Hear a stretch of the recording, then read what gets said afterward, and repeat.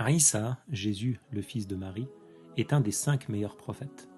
Allah lui a accordé une grande patience. Jésus a une spécificité du fait que Dieu l'a fait exister sans père. Allah a fait exister le prophète Adam sans père ni mère. Il est le créateur de toutes choses. Ce n'est pas difficile pour Allah que de faire exister Jésus sans père. Allah a envoyé un jour l'ange Djibril sous l'apparence d'un jeune homme auprès de Maryam, de Marie.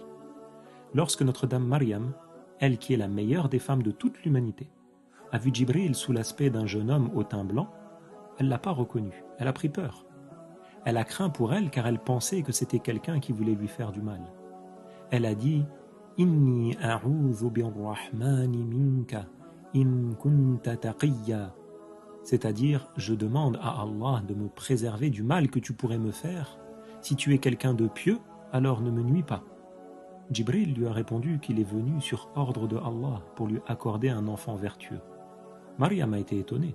Elle lui a demandé comment est-ce qu'elle pourrait avoir un garçon alors qu'elle n'a jamais été mariée et qu'elle n'est pas de celles qui commettent la fornication. Djibril lui a répondu que par sa volonté, Allah a fait exister un enfant sans père et que l'enfant en question, ce sera un bienfait pour ceux qui vont croire en sa véracité. Djibril a alors soufflé dans l'encolure de la chemise de Maryam et elle est tombée enceinte.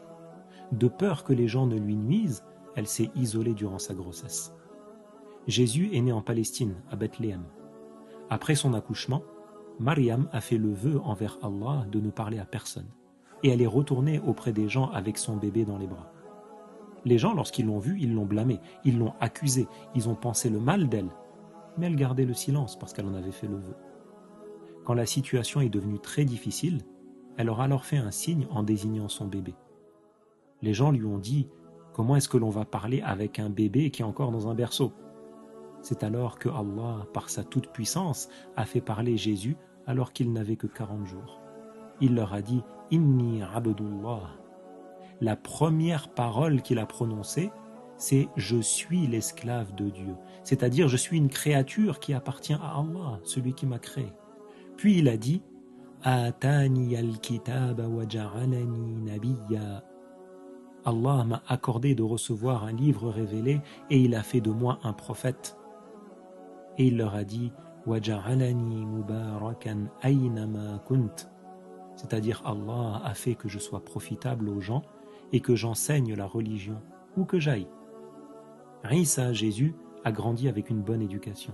Sa mère et lui se sont rendus en Égypte et il y a vécu durant 12 années. Il a appris la lecture, il a étudié là-bas, puis ils sont revenus en Palestine.